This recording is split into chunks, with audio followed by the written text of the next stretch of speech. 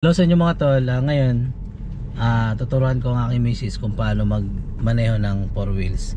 So kung natatandaan nyo, nung mga nakarambuan tinuruan ko siya kung paano mag-drive ng scooter. At natuto naman siya mga tol. At yun, nakakapag-drive na siya ng motor.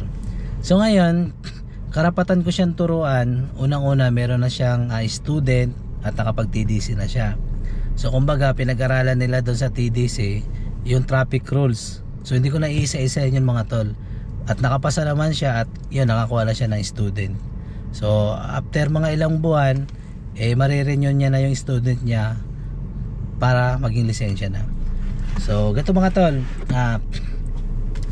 ang ituturo ko sa kanya ay basic. So itong basic na to mga tol, ito yung mga hindi na ituturo dun sa online. So ito, panoorin nyo lang mga tol para para magkaroon kayo ng idea.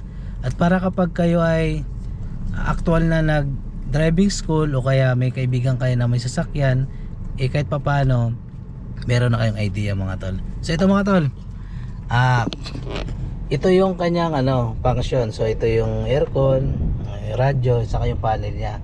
So gagawin natin mga tol, papatayin ko muna yung makina kasi umaandar to para ituturo ko sa kanya kung paano mag-start ng makina. So una nyo papatayin ay aircon. Tapos itong fan, patayin nyo muna yan bago nyo patayin ang makina, kasi kapag hindi, masisira po ang inyong battery. So patayin mo yung makina, patayin mo, patras, yan, patayin na yung makina nyan. So tas naka neutral yan mga tol at naka handbrake. So bago nyo patayin ang inyong makina, dapat naka neutral tapos handbrake mga tol. So ayan, basic lang yan mga tol, mabilis nyo lang yan, matutunan yan. So ang magiging focus natin kung paano siya mag-control ng manubela, ng silinyador, at yung kapaligiran mga tol, para hindi siya makasagi ng sasakyan, at yung pagdadrive niya ay maayos. So yun ang ituturo natin sa ngayon. So ngayon, sige, game. Start mo na yung makina. Yan, pag start mo, sige, patayin mo muna, patayin mo. Sige, buksan mo. Pag start mo, may kita ka maraming ilaw. Pag nakita ka na konti na yan, konti na lang yung mga ilaw-ilaw, di ba? Saka mo na siya ngayon i-start. Start. Okay.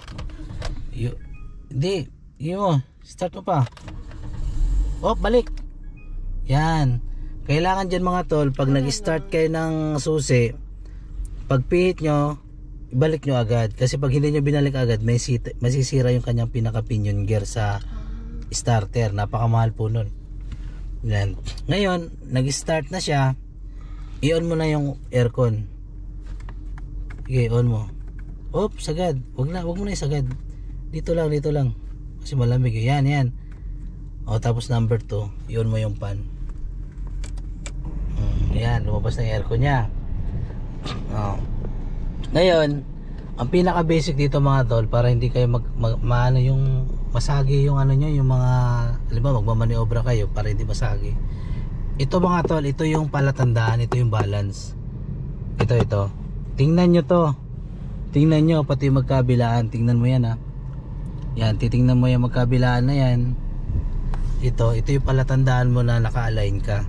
Tapos halimbawa sisingit ka, may sisingit ka may dalawang sasakyan dyan, sisingit ka, dito ka titingin. Ito yung magiging palatandaan mo na sakto siya. Tapos hindi lang doon hindi to katulad sa motor mga tol. Kailangan dito ang pakiramdam mo naka 360 ka. Side mirror at side mirror dito sa likuran, sa likod yan, titingnan mo yan, side mirror, magkabilaan yan mga tol. Kailangan hindi po pwede na ang focus mo ay sa unahan lang. Kailangan sa side mirror doon at side mirror dito. Kumbaga naka 360 ka yung pakiramdam mo. So yun paano yung mga natandaan mo na yan yung dito, yung gilid.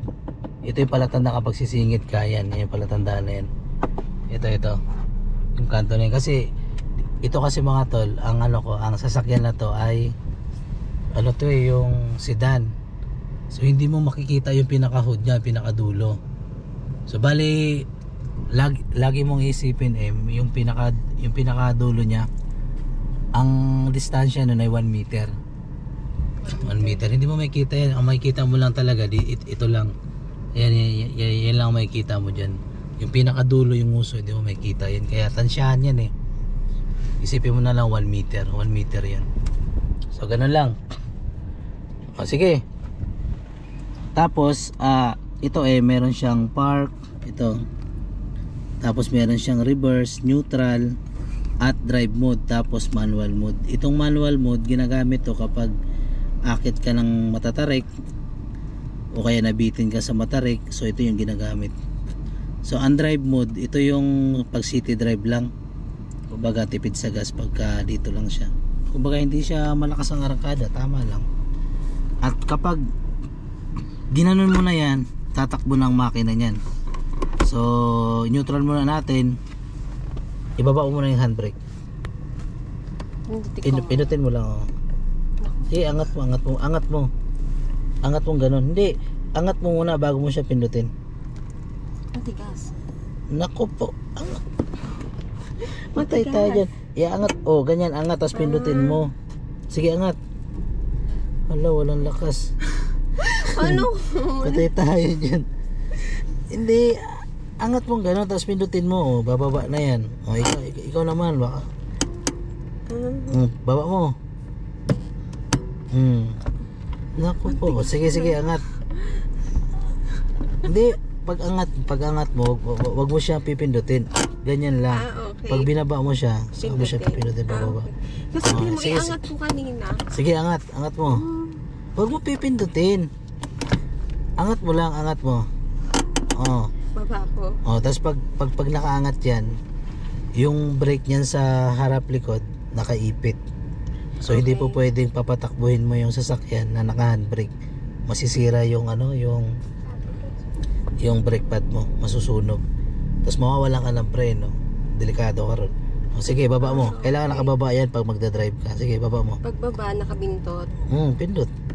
Siyempre, angat mo muna. Pindot. Nako po. Yan. Tapos, yun lang ha. Ayan na. Ayan. Tapos, pindot. Ayan.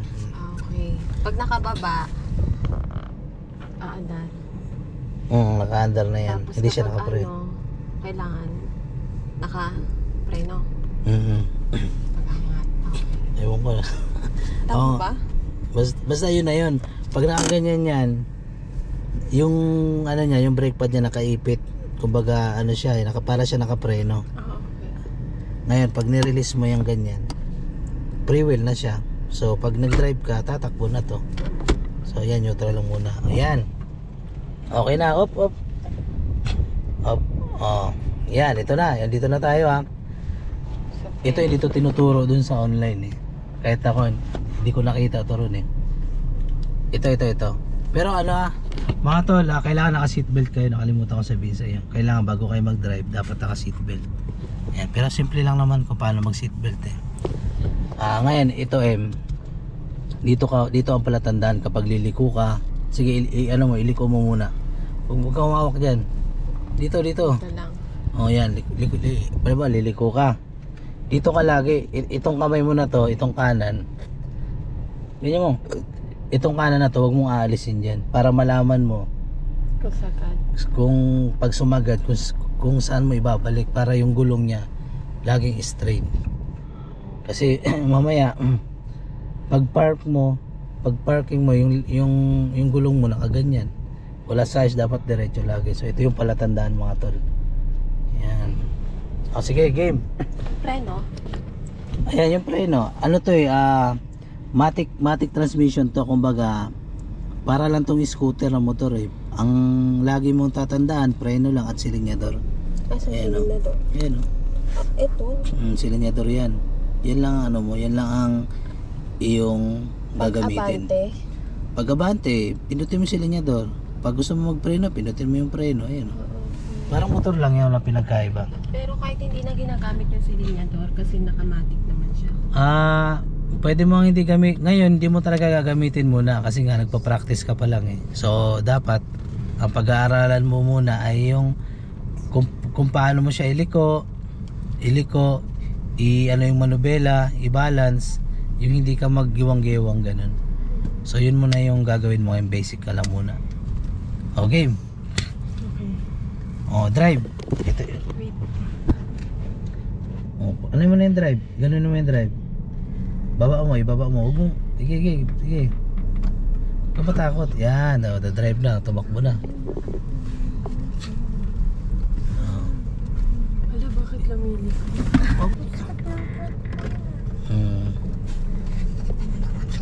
O, pinutin mo yung silinyador. Yung silinyador, alalay lang ha. Parang motor lang yan. Sige. Ikot mo ron. Oh, yeah. Wait lang. Nalaglag tuloy si baby. Kulok ko. So ayun mga tol, kahit pa paano marunong na siya. Marunong na siya mag-park. Ayun na. Yun, marunong na. Kumbaga okay na siya. Kumbaga saglit lang, pero hanggang doon lang muna. So kailangan niya pa mag-practice Hindi ko para pwede na siya mag-drive sa city o kaya sa mga public road. Kuya, yun oh. So practice. So ganoon lang mga tol, sana nagkaroon kayo ng konting tips, idea. Grabe, napakalakas mamreno. So ganoon lang mga tol. Siguro sa preno na lang siya kailangan mag-upgrade. Buti hindi Sige, lumabas so ganoon lang mga tol, sana nagkaroon kayo ng konting idea. Thanks for watching.